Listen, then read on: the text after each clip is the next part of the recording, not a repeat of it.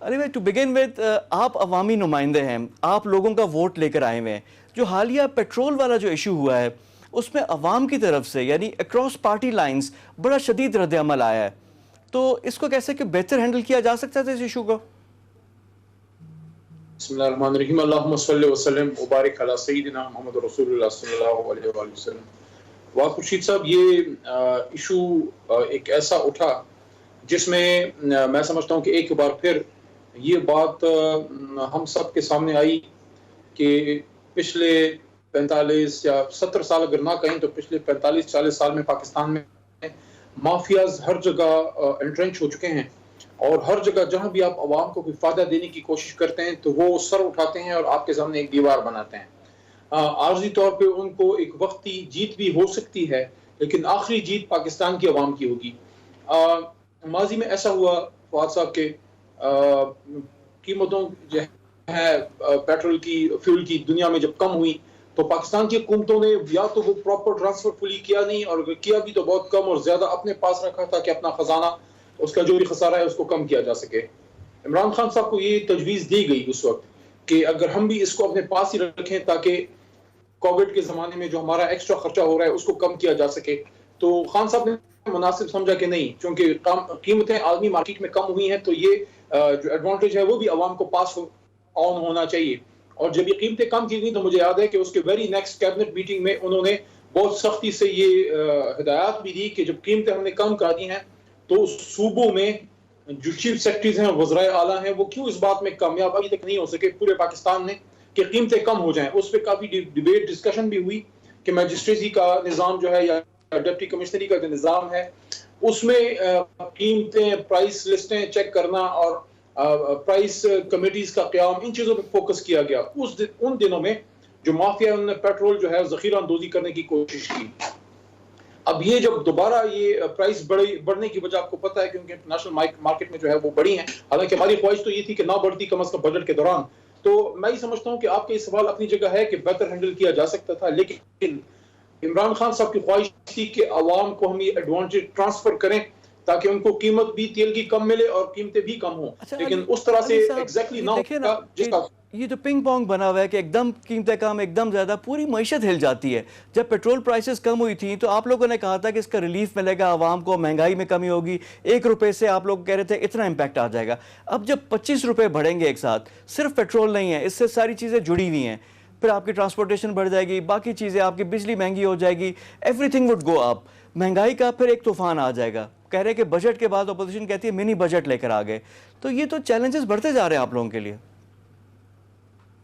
Ideally تو یہ تھا کہ نہ بڑھتی اچانک اس طرح تو بہتر تھا، لیکن کل عمر ایوب صاحب اور ندیم بابر صاحب، خاص کر ندیم بابر صاحب جو اس ایشو کو ڈائریکٹلی دیکھتے ہیں، انہوں نے اس بات کو پھر وزیر اعظم صاحب کے سامنے بھی واضح کیا، ہمیں بھی سب کو ایکسپلین کیا، اور پھر شام کو انہوں نے پریس کانفرنس بھی کی کہ ان کو وہ کیا عوامل تھے جن کی وجہ سے ان کو وہ جو ہے وہ بڑھانا پڑا. علی بھائی مجھے پتا ہے کہ آپ ہمیشہ سچ بولتے ہیں، کیا آپ ان کی وضاحت سے آپ ذاتی طور پر آپ مطمئن ہوئے؟ دیکھیں انہوں نے جو بات کی ہے، انہوں نے ایکسپلین کرنے کی کوشش کی ہے کہ جو قیمتیں عالمی مارکیٹ میں بڑھی ہیں تو اس وجہ سے ان کو جو ہے وہ بڑھانی پڑی. ہم سب کی جو عوامی لوگ ہیں، خان صاحب اور ہم جتنے بھی ایم این ایز ہیں، الیکٹڈ جو لوگ ہیں، ہماری تو خواہش تھی کہ اس کو ہم اچانک اس طرح نہ بڑھاتے، لیکن ظاہر ہے جو منسٹری ہے ان کو مجبوراً کرنا پڑا اس کو. اچھا علی صاحب، اس میں پھر ایک طریقہ کار پہ سوال اٹھتے ہیں، پروسیجرز پہ، کہ 26 کو اچانک یہ کر دیا گیا، کوئی اس کا نہیں تھا، اوگرا کی طرف سے سمری جاتی ہے، پھر منسٹری بھیجتی ہے آگے، پھر یہ ہوتا ہے. یہ کیوں بائی پاس کیا گیا ہے پروسیس کو، اور کیوں اتنی عجلت میں کیا گیا ہے؟ کیوں اتنا ہی مس مینجمنٹ ہو رہی تھی، اتنی چیزیں گورننس کے ایشوز تھے کہ مینج نہیں کر پا رہے تھے اگر یہ نہ کرتے؟ یہ آپ نے بڑا اہم فواد صاحب بڑا اہم نقطہ اٹھایا ہے. اور کل جو ہماری میٹنگ وزیر اعظم صاحب کی جب انہوں نے کال کی تھی، جس میں ان لوگوں کو بلایا تھا جو فیول کے کنسرن منسٹری کے لوگ ہیں، جس میں ندیم بابر صاحب اور عمر ایوب صاحب سر فہرست ہیں، ان کو بلایا تھا. ان سے یہ سوال وہاں ہوا بھی کہ اوگرا جو نارمل پروسیجر ہے وہ کیوں اس طرح سے آپ نے اس کو بائی پاس کیا، یا وہ پراپر پروسیجر جو ہے جو نارمل چل رہا ہے. تو انہوں نے یہ وضاحت بھی دی ہے کہ اوگرا جو ہے وہ کیلکولیشنز کی حد تک تو اس کا ایک رول ہے، لیکن پرائسیں کم کرنا اور یہ جو ہے یہ بیسیکلی انہوں نے بتایا کہ اس میں ان کا اس طرح ڈائریکٹ اختیار نہیں ہے، یہ منسٹری نے ہی اس کو جو ہے وہ کرنا ہے. That was what they said. اور اس میں ایک اور بھی چیز ہے, یہ بات بھی سامنے آئی کہ اگر ہم لوگوں کو تھوڑا تیار کرتے اور 3-4-5 دن بتاتے کہ بڑھنے لگی ہیں تو شاید اتنا شوق لوگوں کو نہ ملتا. تو اس پہ پھر دوبارہ منسٹری نے یہ بات واضح کی کہ اگر ہم اس کا اندیا بھی دے دیتے, اگر اشارہ بھی دے دیتے کہ ہم نے یکم کو قیمتیں لازمی بڑھانی ہیں, تو ان کی رائے یہ تھی کہ جو ہفتہ جا رہا ہے اس میں بالکل پیٹرول ان لوگوں نے غائب کر دینا تھا جو یہ ذخیرہ اندوز اور مافیا اندر بیٹھا ہوا ہے. تو لیکن یہ چیز اب سامنے آ رہی ہے کہ اس مافیا کا بہرحال ہمیں قلعہ کما کرنا ہے. دیکھیں عمران خان صاحب کی ہماری حکومت جو ہے وہ ریفارم کی حکومت ہے. ہم سب کو, پوری قوم کو اس کا احساس ہونا چاہیے یا تو ریفارم چاہتے ہیں یا نہیں. اگر ریفارم نہیں چاہتے تو ٹھیک ہے, ہمارے لیے بھی بڑا آسان تھا, قرضوں پہ قرضے لیتے, آگے والی حکومت پہ ڈالتے جاتے اور ایک سموتھ گورنمنٹ چلانے کی کوشش کرتے. اگر ہم نے ریفارم کرنا ہے, دیکھیں اگر آپ کے بدن میں ایک بیماری ہے اس کے علاج میں آپ کو تکلیف ہوگی, تو یہ وہ تکلیف ہے جس سے قوم گزر رہی ہے کہ مافیاز جو 35-40 سال میں لوگ, اور پولیٹیکل کلاس نے ان مافیا کی پیچھے سے سر پہ ہاتھ رکھا ہوا. اچھا علی صاحب دیکھیں, آپ ڈیفینڈ کرتے ہیں چیزیں, میڈیا کا سامنا بھی کرتے ہیں, مشکل سوالات کا تحمل سے جواب بھی دیتے ہیں. مجھے بتائیں کہ پچھلے 2 سال میں کس مافیا کا گلا کما کیا گیا ہے, کہاں پہ ریفارم ہے جو کہ ہمیں نظر آ جائے کہ یہ سیکٹر ریفارم ہو گیا ہے؟ ہمیں تو پرابلمز ہی نظر آ رہے ہیں. کبھی اس رپورٹ پہ پتہ چلتا ہے کہ ادھر غلط ہے, چینی کی رپورٹ میں, آئی پی پی کی رپورٹ میں, آٹا میں, ادویات میں, لاجیکل کنکلوژن میں ایک چیز بھی نہیں ہوئی, ریفارم ایک پہ بھی نہیں ہوا, قیمتوں میں کمی ایک جگہ بھی نہیں ہوئی. تو یہاں پہ سوال اٹھتے ہیں. پلس جو آپ لوگوں کے جو نان الیکٹڈ لوگ ہیں وہ چھائے ہوئے ہیں, جن لوگوں نے عوام کو جواب دینا ہے ووٹوں میں, حلقوں میں, جس سے آپ کا مجھے پتہ ہے آپ جاتے ہیں باقاعدگی کے ساتھ, لوگ آپ سے سخت سوال کرتے ہیں. تو پھر آپ لوگ کیا جواب دیتے ہیں ان چیزوں میں؟ کیا آپ لوگوں کے پاس آنسرز کیا ہوتے ہیں لوگوں کے لیے؟ دیکھیں قوم نے اور عمران خان نے یہ فیصلہ کیا کہ ہم نے اس ملک کو اب ٹھیک کرنا ہے, ایسے نہیں چلنا جس طرح سے یہ چلا ہے. تو کیا آپ یہ سمجھتے ہیں کہ اتنا آسان کام تھا؟ یہ جو مافیاز کی یا جو سٹیٹس کو کی بات ہوتی ہے, ہمیشہ سے جب کبھی, دیکھیں ایک ایگزامپل, چھوٹی سی ایگزامپل دیتا ہوں, کہ جب کبھی کسی کو آٹے کا کسی فیکٹری کا غلط ٹھیکہ ملا ہے تو کیا اس نے صرف ایک سرکاری ملازم سے اس کو لیا؟ ظاہر ہے اس کے پیچھے ایک منسٹر کھڑا تھا, اس منسٹر کے پیچھے اس کا پرائم منسٹر کھڑا تھا. یہ سلسلہ چلتا ہے, یہ کڑیاں چلتی ہیں. یہ ساری کڑیاں جو ہے فواد صاحب اس ملک میں لوگوں کو زنجیروں میں جکڑا گیا ہے. اکنامکلی ہم دیکھیں, بظاہر ہم آزاد ہیں, اکنامکلی ہماری گردن تک ہم قرضوں میں بھی جکڑے ہوئے ہیں, اور نظام ایسا ہے کہ اس میں ایک آزاد آواز کو دبایا جاتا ہے. اس میں کوئی بھی آپ بزنس میں, کل فواد صاحب آپ کسی بزنس میں جائیں نا, آپ اس میں ایک, آپ فرض کریں آپ کے پاس حلال کا پیسہ ہے, آپ کے پاس پیسہ ہے, آپ باہر سے آئے ہیں, کما کے لے آئے ہیں, یا آپ کسی بزنس میں انٹر ہو رہے ہیں, آپ کو انٹر ہی نہیں ہونے دیا جاتا. کیوں؟ وہاں مافیا ہے. اب اس کا سامنا کرنے کے لیے, مشکلات کا سامنا تو ہم نے کرنا تھا. یہاں پہ یہ ایکسپیکٹ کیا جاتا ہے عمران خان صاحب سے, بعض ہمارے جو بڑے اچھے ہمارے سپورٹر بھی تھے وہ بھی یہ بات کرتے ہیں. تو کیا لوگوں کا یہ خیال ہے کہ اگر 70-75 سال کا یا 60 سال کا ایک زنگ, ایک گند, ایک جڑوں میں بیٹھا ہوا کرپشن کا ایک ناسور, اس کو 2 سال میں ہم ختم کیسے کر سکتے تھے؟ یہ تو توقعات ایسی آپ لوگوں نے کیا تھا کہ 100 دن میں ٹھیک ہو جائے گا. سر آپ کے پارٹی کے لیڈرز نے ایسی توقعات بنا دی تھی کہ جیسے آپ لوگ آئیں گے سب کچھ ٹھیک ہو جائے گا, دودھ اور شہد کی نہریں بہیں گی, 100 بلین ادھر سے آنے تھے, 200 بلین ادھر سے آنے تھے, انویسٹمنٹ ہونی تھی, سب چیزیں چینج ہونی تھی. توقعات آپ لوگوں نے بڑھائی. اب صورتحال یہ ہے کہ جو پچھلی 2 پارٹیاں ہیں جن کی حکومت تھی وہ اپنے وقت کو گنوانا شروع ہو گئی ہیں.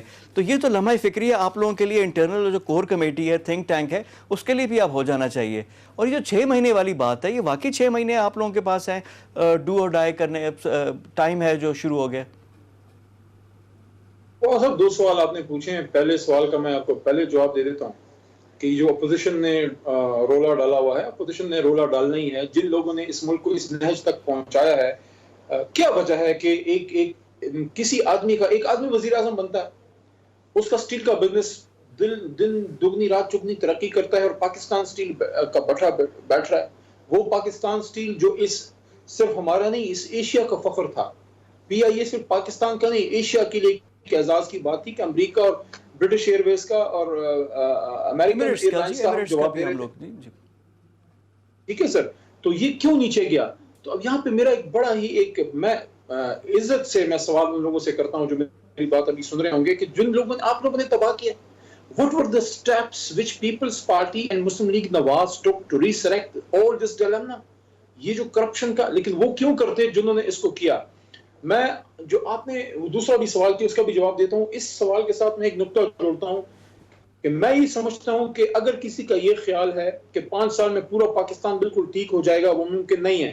میں سمجھتا ہوں کہ اس 5 سال کے اندر عمران خان صاحب وہ جو ایک ڈائریکشن تھی، اگر آپ اوپر جا رہے ہیں اور ڈائریکشن ہی آپ کی نیچے ہے، اگر اس ڈائریکشن کو ہم ریورس کر کے اوپر کی طرف چڑھا گئے، گاڑی کو پٹری پہ چڑھا گئے، ریفارم کی طرف اداروں کو لے کے چلے گئے، ضروری لیجسلیشن کر لی اور اداروں کو مضبوط بنیادوں پہ کھڑا کرنے کے لیے سخت اور مضبوط فیصلے کر گئے، اس کے ریزلٹ آپ کو انشاءاللہ آخری سال، آئی ہوپ آخری سال تک ہماری گورنمنٹ انشاءاللہ اللہ کرے گا سروائیو کرے.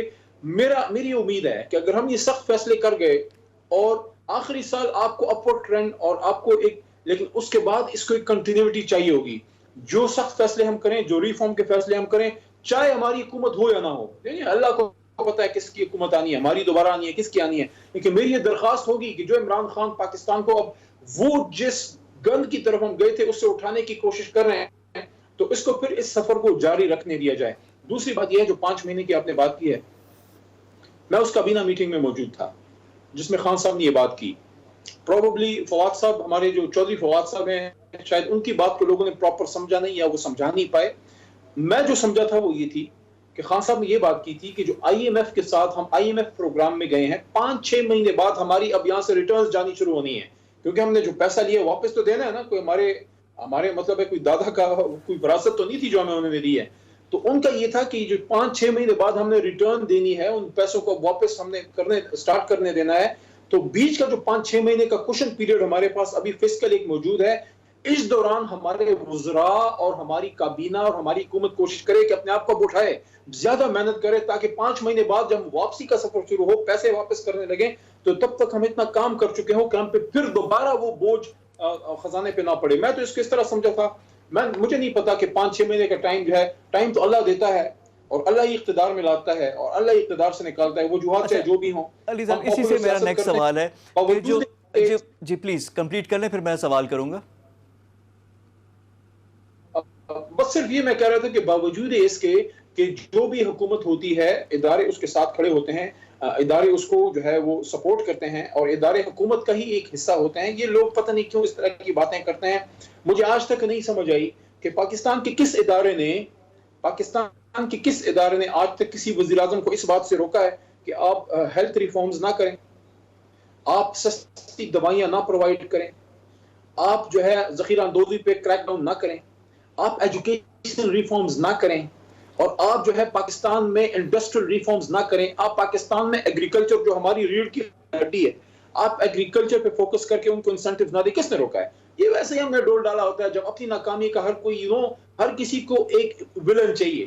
مجھے آپ کو اللہ ویسے نہ کرے کہ ہم سب کو ایک ولن چاہیے کہ اپنی ناکامی کا بوجھ جو اس کے ساتھ ڈالے کہ میں نہیں، یہ اس کی وجہ سے.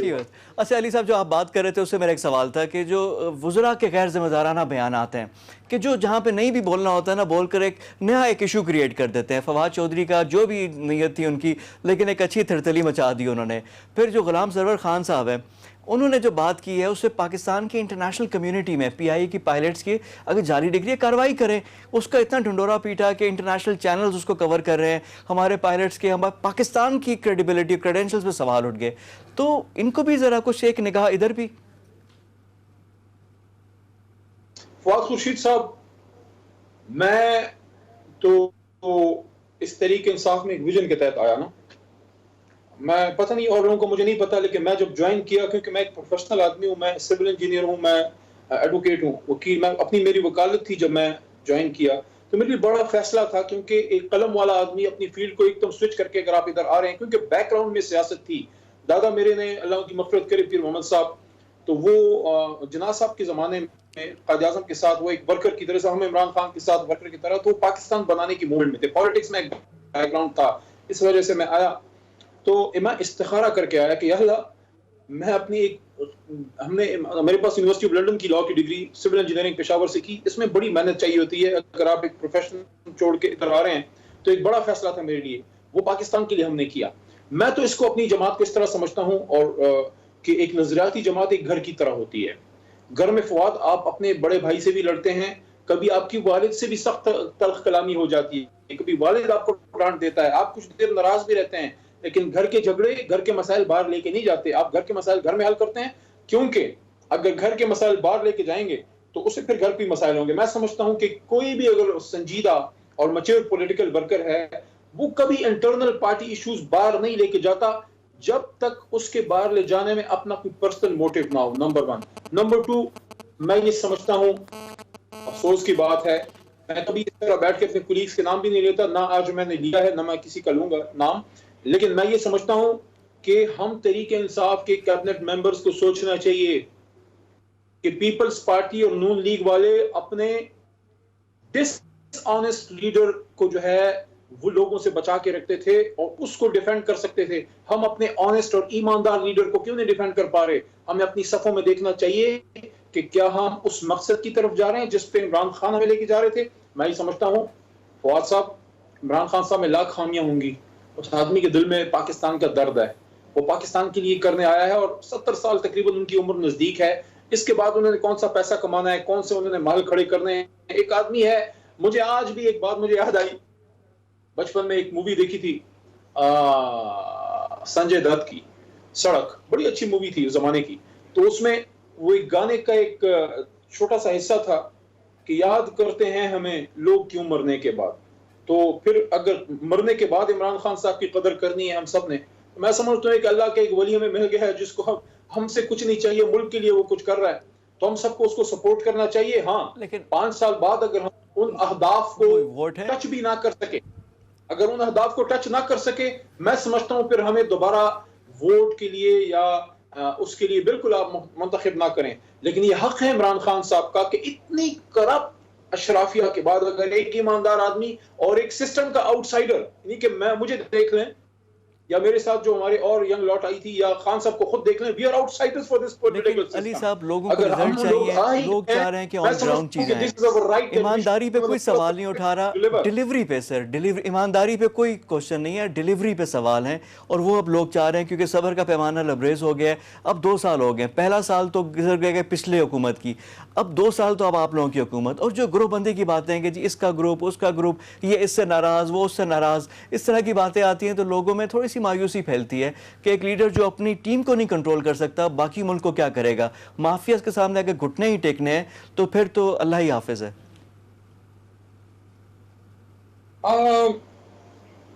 کوئی ایسی بڑی گروپ بندی میں نے کم از کم, آپ کو عجیب لگے گا جو میں کہہ رہا ہوں, لیکن میں نے کم از کم ایسی نہیں دیکھی جو کوئی گروپ بندی جو ہے وہ ایک وزیر دوسرے وزیر کو نکال رہا ہے, وہ آ کر اس کو نکال دے گا, تو یہ باتیں تو کچھ زیادہ ہی ہیں نا.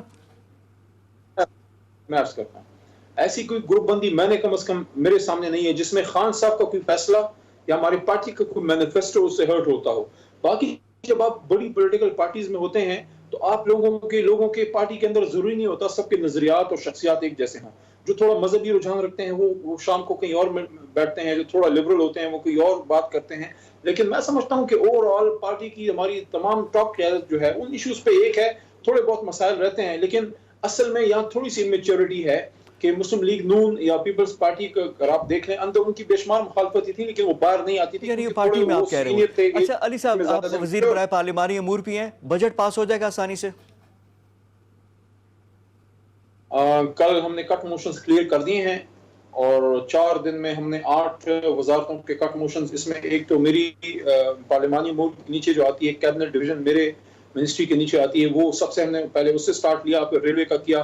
خواجہ سعد رفیق صاحب تشریف لائے, انہوں نے ریلوے پہ تفصیلی گفتگو کی, شیخ رشید صاحب نہیں تھے, آئی ہیڈ ٹو رسپونڈ. پھر اس پہ ہیلتھ پہ اور فوڈ سیکیورٹی پہ بھی بات ہوئی, انٹیریئر منسٹری پہ کٹ موشنز آئے, اس پہ جناب علی بات ہوئی, فائنانس پہ بات ہوئی, اس کے علاوہ انڈسٹری پہ آئی تھنک ہوا. تو وہ تو کل پورا ہو گیا.